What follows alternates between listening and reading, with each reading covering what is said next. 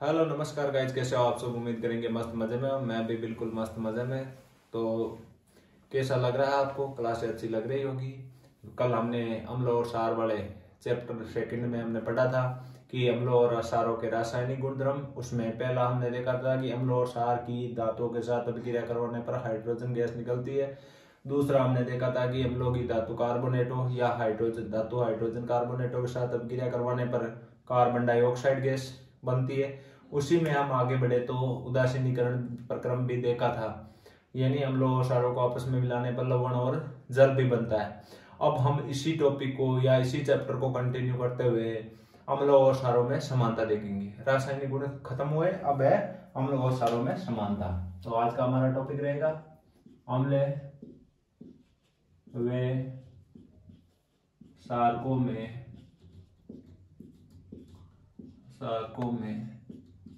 समानताएं।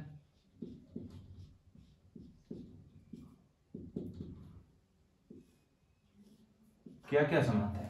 तो पहला आप सुनो, अम्ल और क्षार दोनों ही जल में आयन देते हैं। पहली समानता क्या है? अम्ल व क्षारक के जलीय विलयन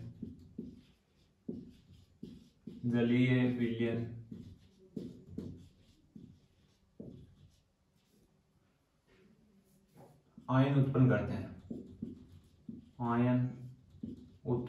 हैं। सबसे इंपॉर्टेंट मान सकते हो समानता में, यानी अम्लों और क्षारों का जलीय विलयन बनाया जाए तो उसमें आयन उत्पन्न करते हैं। तो अम्ल है वो कौन सा आयन उत्पन्न करेंगे?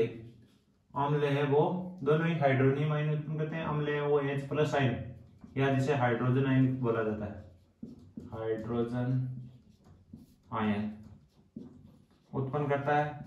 उसी प्रकार क्षारक है वो क्षारक OH- आयन उत्पन्न करता है। अम्ल वो H+ आयन उत्पन्न करता है और क्षारक क्या करता है? OH- आयन उत्पन्न करता है, जिसे हाइड्रोनियम आयन भी बोला जा सकता है। अब किस प्रकार कर रहा है वो देखो। NaCl कोई अम्ल है, एग्जांपल देख लो। उसको किसी जल में डालने पर तो क्या बनेगा? H3O+ और +Cl-। और हाइड्रोजन आयन स्वतंत्र रूप से नहीं रह सकते, ये जलीय अणुओं के साथ मिक्स रहते हैं ये। और अगर जल में नहीं घोलते तो Cl- है वो अलग नहीं होता। उसी प्रकार हम एग्जांपल देखेंगे क्षारकों का। तो NaOH को जल में घोलने पर Na+ और OH- आयन देता है। उसी प्रकार दूसरा देखेंगे KOH, उसको भी जल में एज इट इज, तो K+ और OH-। अब बात कर ले आयनों को आपस में, यानी अम्लों के आयन को आपस में जोड़ा जाए और क्षारकों के आयन को आपस में मिला दिया जाए तो क्या होगा, कौन सी रिएक्शन होगी वो भी देखो क्या बनेगा। आप सभी ने वैसे पढ़ा है कि अम्ल और क्षार को मिलाने पर लवण प्लस जल बनते हैं। अब आयन आयन को मिलाना है तो अम्ल कौन सा आयन उत्पन्न करते हैं? H+ और क्षार कौन सा करते हैं? OH-। दोनों की अभिक्रिया रिएक्शन करवाने पर क्या बनेगा? H+ और OH- मिलकर जल का निर्माण करते हैं। किसका निर्माण करेंगे? जल के अणु का निर्माण करेंगे। उम्मीद करेंगे समझ में आया होगा। आगे बढ़ते हैं इसी में कि अब एक प्रैक्टिकल करेंगे। किसी भी पदार्थ को हम जल में घोलेंगे और उसका पता करेंगे कि विद्युत धारा से, यानी विद्युत परिपथ से कनेक्ट करने पर बल्ब जलता है या नहीं जलता है। तो मैं बना रहा हूं एक परिपथ जिसमें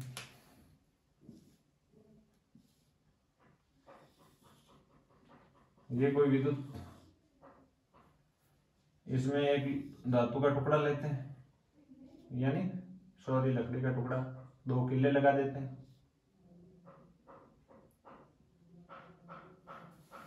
2 किलो को किसी विद्युत परिपथ से जोड़ेंगे। किससे जोड़ते हैं? विद्युत परिपथ से। विद्युत परिपथ में ये बैटरी है और ये क्या है? कोई बल्ब है। और ये क्या है? स्विच है। अब क्या करेंगे, इसमें जलीय विलयन डालते हैं, कभी अम्ल का कभी क्षार का, और देखते हैं, प्रैक्टिकल करते हैं यानी प्रयोग करते हैं। अगर इसमें जल यानी अम्ल डालें, अम्ल का जलीय विलयन, NaCl का जलीय विलयन डालने पर यहां पर ये बल्ब है वो जलेगा। क्या करेगा? बल्ब जलता है, यानी आयन उत्पन्न होते हैं, H+ आयन उत्पन्न करेगा और विद्युत धारा प्रवाह भी होगा। अब दूसरी स्थिति, पहली स्थिति में यह करते हैं, दूसरी कंडीशन में हम यहां पर NaOH यानी सोडियम हाइड्रोक्साइड का जलीय विलयन करते हैं। सोडियम हाइड्रोक्साइड का जलीय विलयन करते हैं, हम विद्युत धारा प्रवाह करते हैं, तो हम देखते हैं कि OH- आयन उत्पन्न होगा। कौन सा? एक बार H+ और दूसरा OH- आयन उत्पन्न हुआ है और विद्युत धारा प्रवाह होता है, यानी बल्ब जलता है।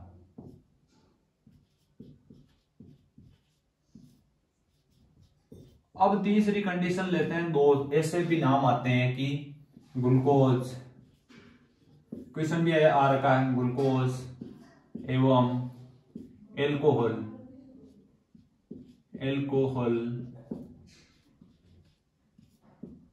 के जलीय विलयन। अब एल्कोहल और ग्लूकोज को लेने पर ये किसी भी प्रकार का कोई भी आयन उत्पन्न नहीं करते हैं, इसमें विद्युत धारा प्रवाह नहीं होता है, अर्थात क्या होगा? बल्ब नहीं जलेगा, अर्थात बल्ब नहीं जलता है।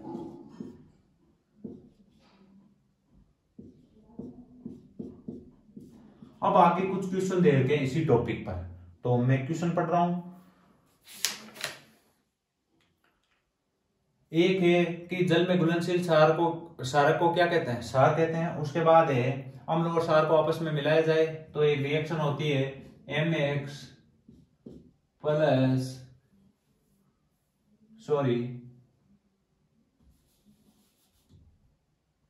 HX प्लस MOH,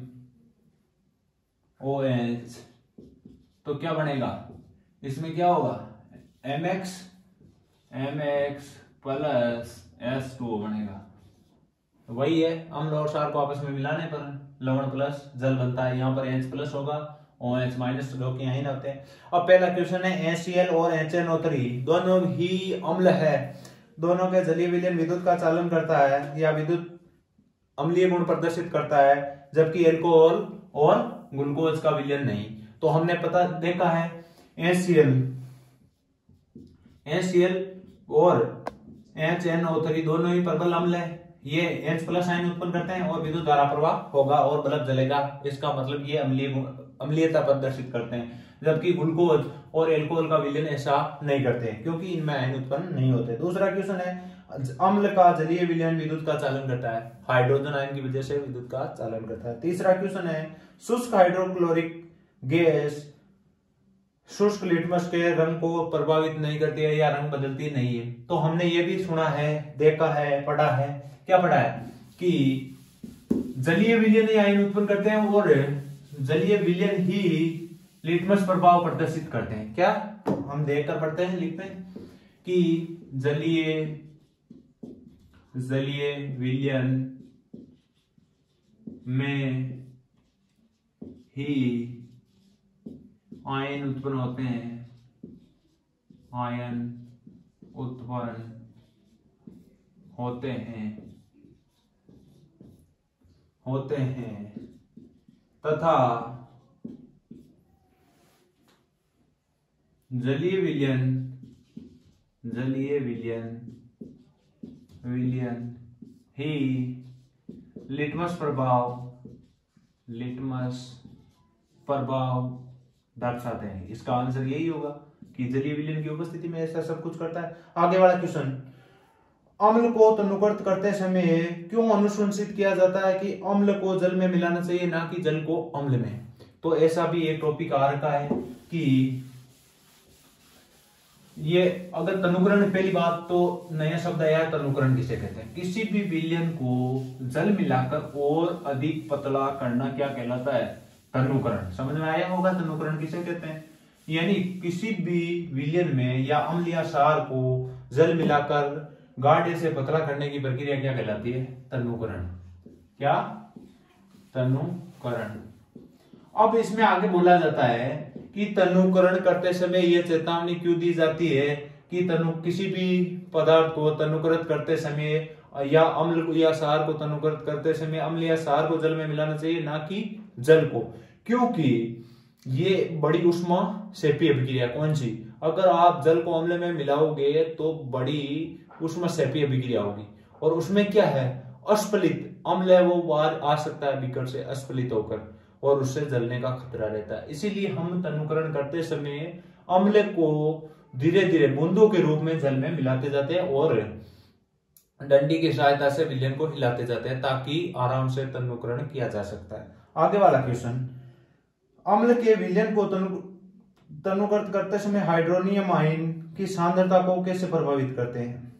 यानी अगर मान लो गाढ़ा विलयन होगा या जलीय विलयन होगा तो उसमें H+ आयन या हाइड्रोनियम आयन की अधिकता होगी, और उसको तनुकरण करते समय उसमें जल मिलाते जाएंगे तो जल में या जल के अणुओं की संख्या हाइड्रोनियम आयन की संख्या से अधिक हो जाने की वजह से वह प्रभावित होगा। लास्ट क्वेश्चन, जब सोडियम हाइड्रोक्साइड विलयन में अधिक क्षारक मिलाते हैं तो हाइड्रोक्साइड आयन यानी OH- आयन की सांद्रता कैसे प्रभावित होगी? जब सोडियम हाइड्रोक्साइड अधिक मात्रा में मिलाएंगे तो हाइड्रोक्साइड आयन है या OH आयन है, OH- आयन वो अधिक मात्रा में घुलेगा और उसकी अधिकता होगी। फिर हम आगे एक टॉपिक पढ़ते हैं पीएच स्केल। पीएच स्केल किसी विलयन में हाइड्रोजन आयन की सांद्रता याद करने के लिए एक स्केल विकसित। इसकी परिभाषा देखेंगे। किसी विलयन में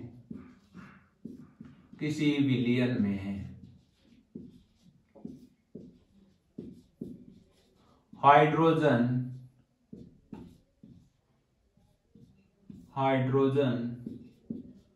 आयन की सांद्रता हाइड्रोजन आयन की सांद्रता याद करने के लिए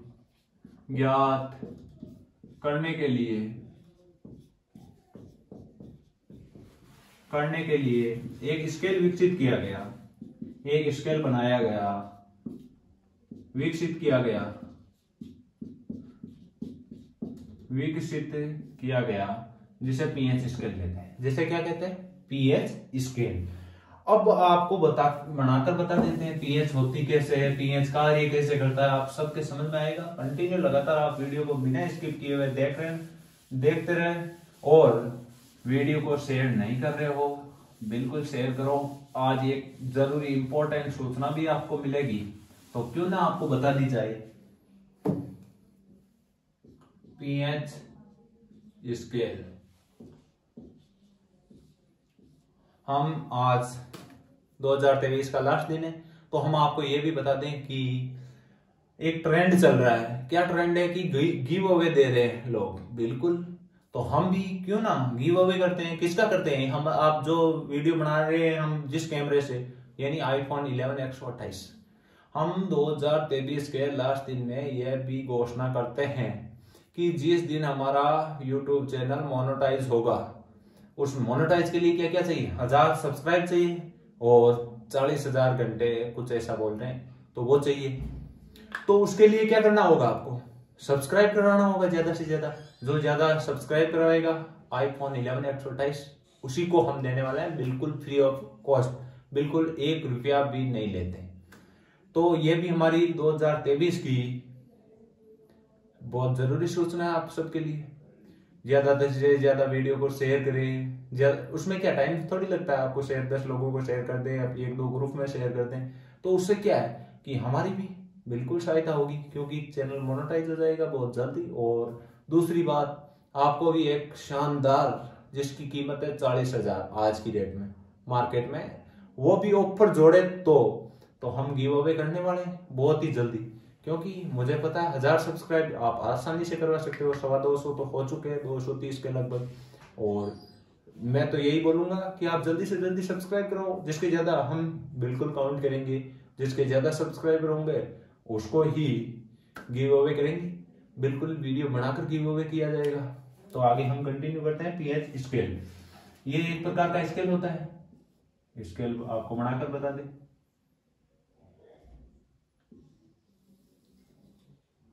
इसमें 0 से 14 तक की काउंटिंग की जाती है। यहां पर 7 मान लो, तो इस 7 से इस तरफ चलने पर H प्लस आयनों की सांद्रता बढ़ती है, सांद्रता बढ़ेगी। क्या होगा? बढ़ेगी। 6, 5, 4, 3, 2 और 1, और इस तरफ जाने पर H प्लस आयनों की सांद्रता घटेगी। उसी में आगे हम देखेंगे कि अगर इस तरफ बढ़े तो अम्लीयता बढ़ती है, अम्लीयता बढ़ेगी। क्या होगा? बढ़ेगी। और अगर बात कर ले 7 से इस तरफ तो क्षारीयता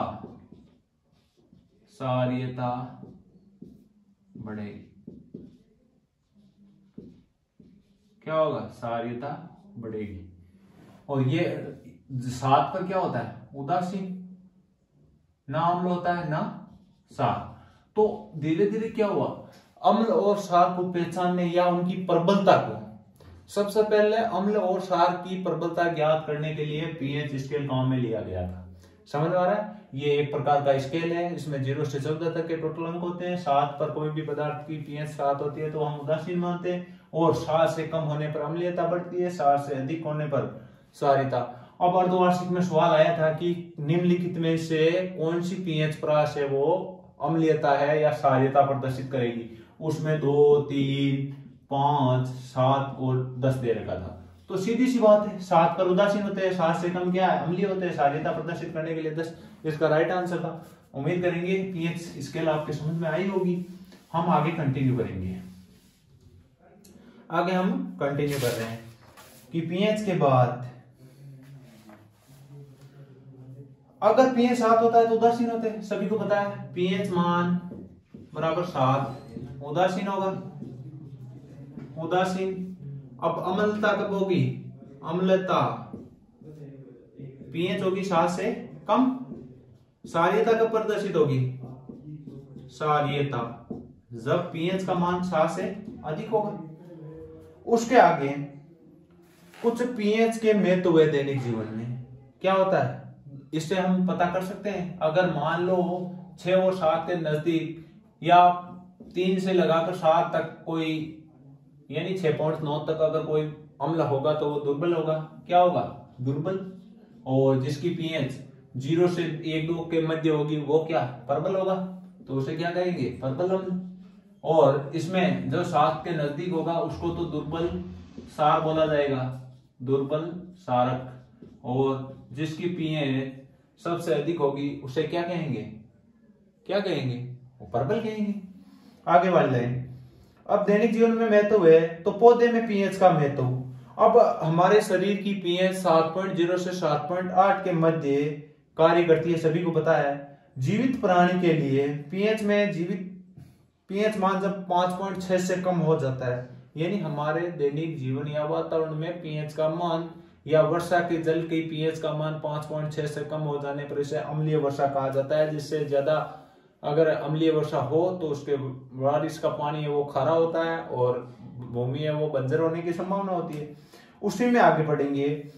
हमारे बगीचे की मिट्टी की पीएच, कभी कभार आपने देखा होगा कि बगीचे में भी मिट्टी की पीएच टेस्ट की जाती है। क्यों की जाती है? कई जगह तो ऐसी होती है कि हम पौधा जो भी लगाते हैं बिल्कुल आसानी से लग जाता है, क्योंकि उसी के अनुकूल पीएच होने की वजह से। और कभी कभी हम देखते हैं कि पौधा बहुत लेट लगता है या लगता ही नहीं है, जल जाता है। तो ऐसी संभावना पीएच की वजह से होती है। आगे हम बात कर ले तो हमारे पाचन तंत्र में पीएच का क्या महत्व है। हमारे पाचन तंत्र में या मानव के पाचन में, तो आपने ये भी सुना होगा कि जब भोजन का पाचन हो रहा होता है तो हमारा आमाशय में HCl अम्ल उत्पन्न करता है। आमाशय की जो सतह है वो HCl अम्ल उत्पन्न करती है।